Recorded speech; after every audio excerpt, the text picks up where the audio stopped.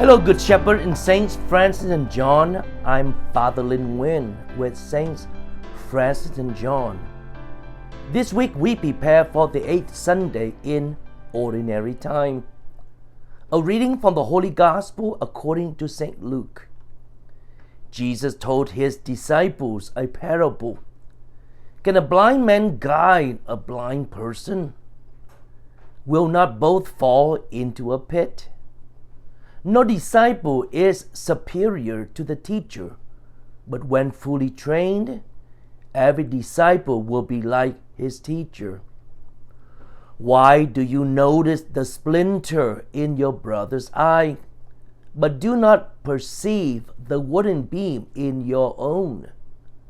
How can you say to your brother, "Brother, let me remove that splinter in your eye," when you do not even notice the wooden beam in your own eye? You hypocrite, remove the wooden beam from your eye first, then you will see clearly to remove the splinter in your brother's eye. A good tree does not bear rotten fruit, nor does a rotten tree bear good fruit. For every tree is known by its own fruit. For people do not pick figs from thorn bushes, nor they gather grapes from brambles.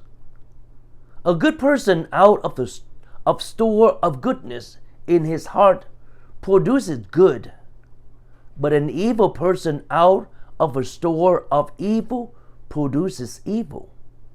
For from the fullness of the heart, the mouth speaks. Friends, in this part of Luke's Gospel, Jesus seemed like an awesome guru with philosophical wisdom of life. With Jesus saying in today's Gospel, I thought of a saying of Confucius: if you want to govern the world, govern yourself first. In other words, know yourself or understand your strength and weakness before engaging the world or others. Do you remember Grandma's wisdom, how not pointing your finger at others because 3 fingers are pointing at you?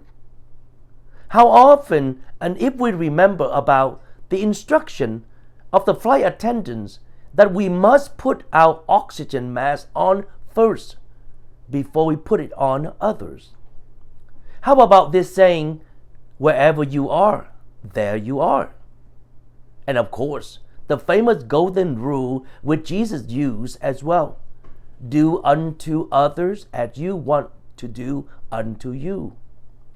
Like all wisdoms, Jesus seemed to sum up and capture the essential nuance or core of this wisdom. That is to say, the problematic of all these sayings of the ability to recognize oneself, or in Jesus' term, know thy sin. Is it true about our original sin of pride, the ability to inflate our ego that we see everyone's fault, but not our own? How true is that we love to gossip about everyone? Now, brilliant that the world is able to capitalize this sin by allowing everyone to have their own platform. We all have our own Apple devices.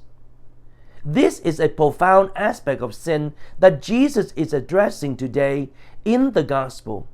In fact, the key mission of Christ is to reclaim the dignity of each of us as a child of God. The common beauty of all the saints is that they always place their sins before them. Look at the first thing we do at the celebration of the Eucharist. We recognize our faults of sins. Friends, next week, our churches are entering into a beautiful season of Lent. It is the season of penance.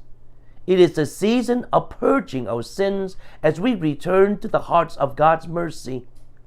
Let us heed the words of Christ in today's gospel and begin to look at our own hearts and articulate the very word as the penitence. Through my faults, through my most grievous faults. And here is a family activity. Ash Wednesday begins next week. After dinner, ask the family to think over what they can do together during Lent that will help them grow in the Christian life by serving others. God bless, and see you at Mass.